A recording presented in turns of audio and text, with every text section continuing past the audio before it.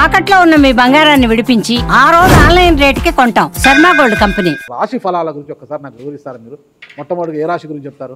తప్పకుండా. ఇప్పుడు ఇది మనకు వచ్చేది 2025 ఆంగ్ల సంవత్సరాది.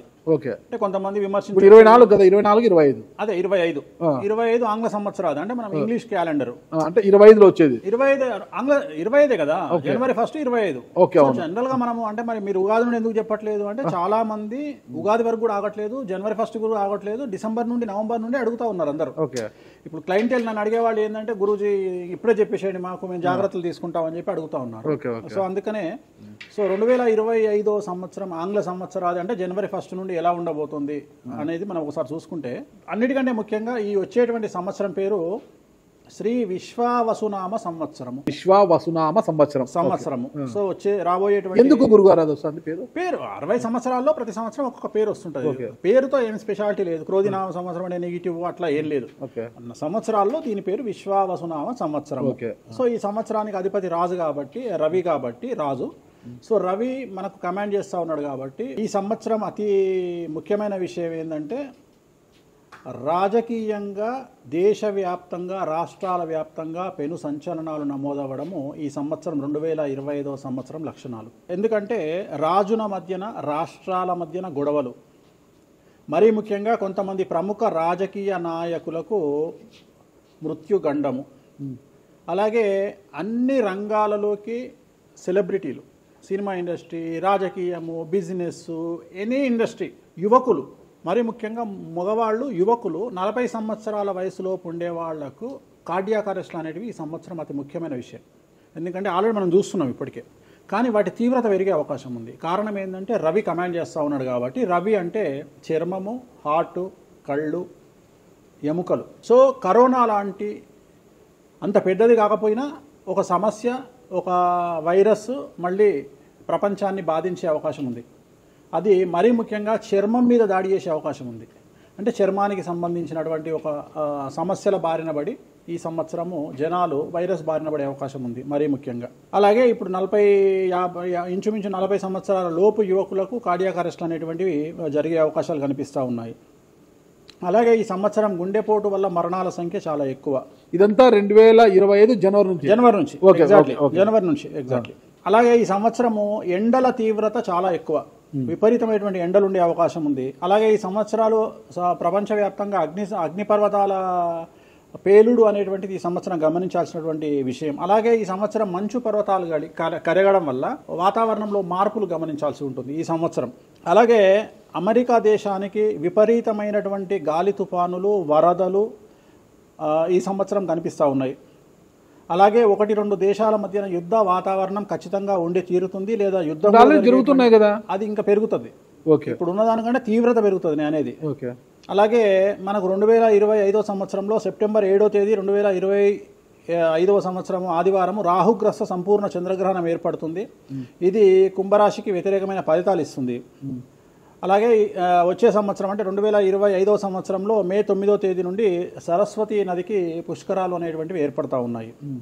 ఈ సంవత్సరము రాజకీయ నాయకులకు సంబంధించి మరీ ముఖ్యంగా ఇందాక మనం మాట్లాడుకున్నట్టుగా పవన్ కళ్యాణ్ గారికి ఏలినాటి శని వెళ్ళిపోతుంది. అలాగే లోకేష్ గారి జాతకరీత్యా, పవన్ కళ్యాణ్ గారి జాతకరీత్యా విపరీత రాజయోగం అనేటువంటిది కనిపిస్తూ ఉంది. జగన్మోహన్ రెడ్డి గారికి లేదా రాజయోగం వల్ల? ఇప్పుడు లేదు, ఈ సంవత్సరం లేదు. అంటే 2025 సంవత్సరంలో లేదు. 29 కన్నా ఉందా? అది మన తర్వాత మాట్లాడుకుంటాం. ఓకే. 25లో మాత్రము నేను అనేది ఏంటంటే ఇప్పుడున్న స్థాయి కంటే వీళ్ళిద్దరికి ఇంకా పై స్థాయికి వెళ్లే అవకాశం ఉంది, లోకేష్ బాబు గానీ పవన్ కళ్యాణ్ గారు కానీ. అదే నాకు అర్థం కావడం, వాళ్ళిద్దరు మంత్రులే, నాకు అర్థం కాదు. ఇప్పుడు ఉన్నటువంటి పదవుల కంటే కూడా గొప్ప పదవులను వీరు పొందేటువంటి అవకాశాలు కనిపిస్తున్నాయి. రాజ్యసభ తీసుకుని కేంద్రానికి వెళ్తారా? కేంద్ర మంత్రులు వెళ్తారా? కేంద్ర మంత్రులు వెళ్తారా? పెద్దదే కదా, కేంద్ర మంత్రి అనేది పెద్దది కదా. సో అది ప్రభాస్ గారి జాతకంలో చాలా అనుకూలమైనటువంటి ఫలితాలు, శుభవార్తలు వినేటువంటి అవకాశాలు కనిపిస్తా ఉన్నాయి. వివాహం అవుతుందా చెప్పలేము, ఎందుకంటే తులారాశి కాబట్టి వివాహం కావచ్చు. సో ఫ్యాన్స్ కి ఇది పండగనే, పెద్ద పండగనే. ఓకే. సో ఇది ఓవరాల్ గా ఇంకా బేసిక్ డీటెయిల్స్, అంటే ఓవరాల్ 2025లో ఎలా ఉంటుంది. సో ఇప్పుడు మనం రాశుల గురించి కనుక తీసుకున్నట్లయితే ఎలా ఉంది, రెమెడీస్ ఏంటి? ఎస్. ఇక చివరిది అయినటువంటిది 12వ రాశి మీనరాశి. 2025 సంవత్సరం మీనరాశి ఆదాయం 5, వ్యయం 3, రాజపూజ్యం 3, అవమానం 1. ఈ సంవత్సరం ఏలినాటి శని జన్మశనిగా మారుతుంది. ఎవరైతే 25 సంవత్సరాల పైబడి ఉంటారో, అంటే 25 ఇయర్స్ దాటిన వాళ్ళు ఉంటారో, వారి జీవితంలో విపరీతమైనటువంటి సమస్యలు ఈ సంవత్సరం కనిపించబోతా ఉన్నాయి. ముఖ్యంగా చిత్ర పరిశ్రమకు సంబంధించిన వారికి విపరీత సమస్యలు ఉంటాయి. సమస్యల్లో ఉండే భార్యాభర్తలకు ఈ సంవత్సరం ఎడబాటు తప్పదు. ఏలినాటి శని ప్రభావం చాలా ఎక్కువగా ఉంది. అనేక రకాల సమస్యలను ఎదుర్కొంటారు. ఆందోళనలు, భయానక సంఘటనలు, శుభకార్యాలకు ఆటంకాలు, మరీ ముఖ్యంగా వెన్నుముకకు సంబంధించిన సమస్యలు, అలాగే సయాటికా లాంటి ఆరోగ్య సంబంధిత సమస్యలు ఇబ్బంది పెడతాయి. ముఖ్యంగా రాబడి తగ్గడం ద్వారా వాయిదాలు కట్టడం కష్టం అనేటువంటిది సమస్యగా మారుతుంది. కుటుంబంలో ఒకరి ఆరోగ్యం ఇబ్బంది కలిగిస్తుంది. అలాగే వాహన ప్రమాదాలు, పోలీసు కేసులు, కోర్టు కేసులు, మీడియాకి ఎక్కడం, అనవసర వివాదాలు చుట్టుముడతాయి. సంఘంలో గౌరవ ప్రతిష్టలు తగ్గుతాయి. మీ ఆలోచనల వల్ల, మీ చేతిలో స్వంత నిర్ణయాల వల్ల మీ చేతులారా సమస్యలు తెచ్చుకుంటారు. సంఘంలో ఇబ్బందికర వాతావరణాన్ని సృష్టించుకుంటారు. విద్యార్థులకు విదేశీయానంలో అడ్డంకులు, విదేశాల్లో ఉన్న విద్యార్థులకు ఉద్యోగంలో అడ్డంకులు, వీసాల పరంగా సమస్యలు ఏర్పడే అవకాశాలు కనిపిస్తూ ఉన్నాయి. ప్రభుత్వ రంగంలో పనిచేసే వారికి, మరీ ముఖ్యంగా ఐఏఎస్, ఐపీఎస్ లాంటి వారికి సిబిఐ, ఏసీబీ కేసులు, అలాగే వ్యాపారస్తులకు జీఎస్టీ, ఇన్కమ్ ట్యాక్స్ లాంటి వాటి వల్ల సమస్యలు ఉండబోతూ ఉన్నాయి.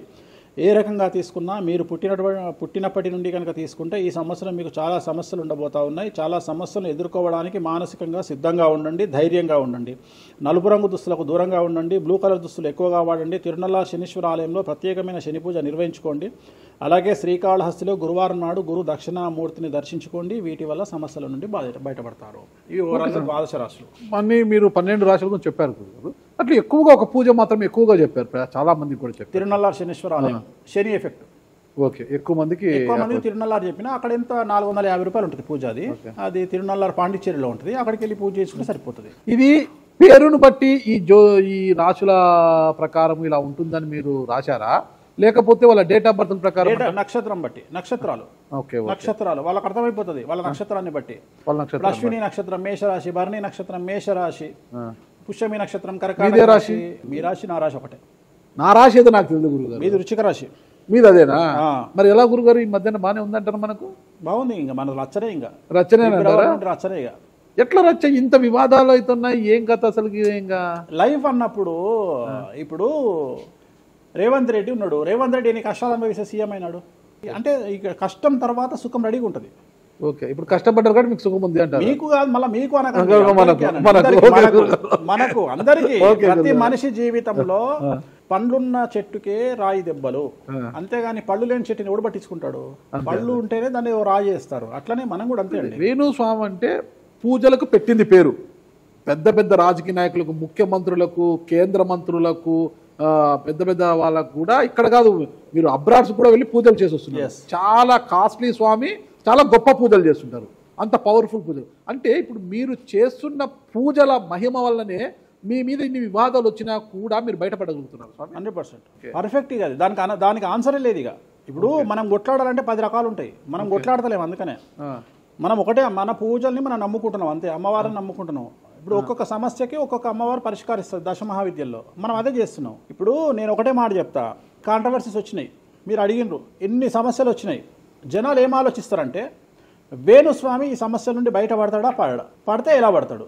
నేను ఒకటే అనుకుంటున్నా, ఇంతమందికి పూజలు చేసి వాళ్ళ సమస్యల నుండి బయటపడడానికి ప్రయత్నించే నేను నాకు వచ్చిన సమస్యను కూడా అదే పూజల ద్వారా బయటపడడానికి ప్రయత్నం చేస్తున్నాను. అంటే వివాదాలు చుట్టుముడుతున్నాయి, సోషల్ మీడియాలో వైరల్ అవుతున్నాయి. ఉమెన్ కమిషన్ మీ మీద ఫిర్యాదులు చేశారు. ఇన్ని చేసినా కూడా ఎక్కడా మీకు ఉచ్చు బిగుసుకోవడం లేదు, బయటపడుతున్నారు. అంటే ఇది మీ పూజల మహిమనా, లేకపోతే ఏమన్నా బ్రైబ్ చేస్తున్నారా? అమ్మవార్లు ఇప్పుడు ఉదాహరణ, మనం తెలుగు రాష్ట్రాల్లో ఉంటాం. వెంకటేశ్వర స్వామి వారు అంటే మనకు తెలుసు. ఇప్పుడు తమిళనాడులో పెరుమాళ్ అంటారు వెంకటేశ్వర స్వామిని. అదే నార్త్ ఇండియాకి వెళ్తే బాలాజీ అంటారు. వాళ్లకు బాలాజీ అంటే చాలా భయం. అలాగే మన రాష్ట్రంలో మనకు తెలిసిన వాళ్ళకి కామాఖ్యలో ఉండే అమ్మవారు అంటే భయం. కానీ తెలియని వాడికి భయం ఉండకపోవచ్చు. వాడి ఇష్టం వచ్చినట్టు కామెంట్ చేయొచ్చు అమ్మవారు. చాలా మందికి మీరంటే భయం అనుకుంటా. అంటే మనం చేసే పూజల వల్ల ఉండొచ్చు. ఓకే, నేను అనేది ఏంటంటే, నేను చేసే అదే ఇందాక మనం మాట్లాడుకున్నప్పుడు అదే చెప్తున్నా, వామాచారంలో పూజలు చేయాలంటే భయపడతారు. కారణం ఏమిటి అంటే ఖచ్చితంగా మందును ముట్టుకోవాలి, నాన్ వెజ్ను ముట్టుకోవాలి. దానికి వీళ్ళు చేసే పూజలు అడ్డుపడతాయి. అంటే వీళ్ళు సమాజంలో భయపడతారు కాబట్టి వీళ్ళు వాటి జోలికి పోరు. తాంత్రిక పూజలు లాగా ఉంటాయి మీరు చేసే. తాంత్రిక తంత్ర మార్గం అంటారు దాన్ని. శ్రీకాళహస్తిలో కాదు శ్రీకాళహస్తిలో రావుకేతు పూజ చేయించుకున్నారు కదా. తాంత్రిక పూజలే అది. నిమ్మకాయ పెడితే తంత్రమే, గుర్తుపెట్టుకోండి. అంతే. నిమ్మకాయ ఎక్కడ పెట్టినా తంత్రమే. మిమ్మల్ని కాపాడుతోంది మీరు చేస్తున్న పూజల మహిమే. అంతే అంతే అంతే, వాళ్ళే చూసుకుంటారు. నేను అనే పాయింట్ ఏంటంటే, నేను ఒకటే చెప్తున్నానండి, తప్పు చేస్తే నన్ను అమ్మవారు సర్వనాశనం చేస్తుంది. ఓకే, అమ్మవారిని విమర్శిస్తే వాళ్ళ సంగతి అమ్మవారు చూసుకుంటది. అంతేనా? అంతే. ఇక నాకు అవసరం, నేను కొట్లాడను చెయ్యను, నాకు అనవసరం, నాకు లొల్లే వద్దు. నాకు నేను దేవుళ్ళని నమ్ముకున్నా, నా పని అదే. నాకు హిమాచల్ ప్రదేశ్ కామాఖ్య కాకపోతే, బాగాలముఖి కాకపోతే, తారాపీఠ పోతే, ఇప్పుడు మన తారాపీఠ పోయి వచ్చిన. చాలా మందికి తెలియదు, తారాపీఠ అని కలకత్తా నుండి 300 కిలోమీటర్లు ఉంటుంది. మీరు కావాలంటే గూగుల్ చేయొచ్చు. తారాపీఠ అని అమ్మవారు అండి. ప్రతిరోజు శ్మశానంలో ఉంటుంది అమ్మవారు, ఒరిజినల్ శ్మశానంలో ఉంటుంది. ప్రతిరోజు అమ్మవారికి ప్రసాదం అంటే డెడ్ బాడీ దహనం అయినాకనే అమ్మవారికి నైవేద్యం పెడతారు. అంత పెద్ద ప్రసిద్ధమైనటువంటి దేవాలయం. అమ్మవారు శివుడికి పాలిస్తూ ఉంటుంది. తారాపీఠ అంటారు దాన్ని. శ్మశానంలో ఉంటుంది. ఆమె జనరల్గా ఎవరైనా సరే ఎందుకు పూజ చేస్తారు ఆమెనంటే, జీవితంలో మనం వెళ్తూ ఉన్న సందర్భంలో సడన్గా స్టక్ అయినామనుకోండి, బౌన్స్ బ్యాక్ అవ్వడానికి పనిచేస్తుంది. అంటే ఉదాహరణ, ఒక ముఖ్యమంత్రి స్థాయి వ్యక్తి ఓడిపోయినప్పుడు, ఒక మంత్రి పోయినప్పుడు, ఒక ఐఏఎస్ సడన్గా తన జాబ్లో డిస్టర్బెన్స్ వచ్చినప్పుడు, ఐపీఎస్ డిస్టర్బెన్స్ వచ్చినప్పుడు ఈ పూజ కనుక అమ్మవారిని దర్శించుకుంటే ఒక్కసారి మళ్ళీ వాళ్ళు బౌన్స్ బ్యాక్ అవుతారు. అంటే బిగ్ బ్యాంగ్ థియరీ అనేది అక్కడ పనిచేస్తుంది. మనం మళ్ళీ ఒక్కసారి బౌన్స్ బ్యాక్ అయ్యి ముందుకు దూకడానికి అమ్మవారు పనిచేస్తుంది. నేను సజెస్ట్ చేస్తుంటాను చాలామందికి, వ్యాపారంలో స్టక్ అయినప్పుడు, లేకపోతే ఉద్యోగంలో స్టక్ అయినప్పుడు, అట్లా స్టక్ అయినప్పుడు అయితే మీ తారాపీఠ వెళ్ళి దర్శనం చేయించుకోండి. అక్కడ దర్శనమే, పూజలు ఉండవు, జస్ట్ దర్శనమే. అమ్మవారికి పోయి దండం పెట్టుకొని వస్తే చాలు, ఒక్కసారి మళ్ళీ వాళ్ళు బౌన్స్ బ్యాక్ అవుతారు. ఒక్కటే ఒక పాయింట్కి నాకు ఆన్సర్ చెప్పి ముగించేసా, చాలా కాలాతీతమైంది. చివరికి ఇరికిస్తున్నారా ఇది? లేదు ఏం లేదు. ఇప్పుడు ఏపీలో అంటే గత ప్రభుత్వ హయాంలో, వైసీపీ హయాంలో వీళ్ళ మీద కేసులు పెట్టారు. ఇప్పుడు వీళ్ళ అధికారులు వీళ్ళ మీద కేసులు పెడుతున్నారు కదా. ఈ కేసుల పరంపర ఇలా కొనసాగి జగన్మోహన్ రెడ్డి గారు జైలుకి వెళ్ళే అవకాశం ఉంది. వచ్చే సంవత్సరం మే 9వ తేదీ వరకు అవకాశం ఉంది, దాటితే లేదు. ఇది ఓవరాల్గా వేణుస్వామి గారు ఇచ్చారు. మీకు ఏదైనా అనుమానాలు ఉన్నా డైరెక్ట్గా వేణుస్వామి గారికి ఫోన్ చేయండి, మీ అనుమానాలను నివృత్తి చేసుకోండి. థ్యాంక్ యూ గురుగారు, నమస్తే. ఓకే, ఓం నమో వెంకటేశాయ.